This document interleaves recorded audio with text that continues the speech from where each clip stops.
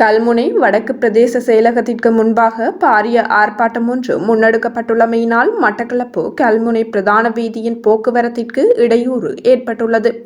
அத்துடன் பிரதேச செயலகத்தின் நுழைவாயிலையும் பூட்டிய நிலையில் அதிகாரிகளை உள்நுழைய விடாமல் பொதுமக்கள் ஆர்ப்பாட்டத்தில் ஈடுபட்டுள்ளனர்.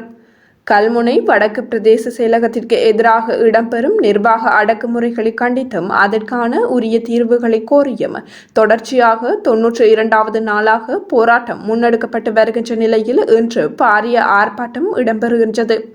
இந்த ஆர்ப்பாட்டம் காரணமாக மட்டக்களப்பு கல்முனை வீதி தடைப்பட்டுள்ளதால் வாகனங்களை மாற்று வீதிகளில் அனுப்புவதற்கு போலீசார் நடவடிக்கை எடுத்துள்ளனர்.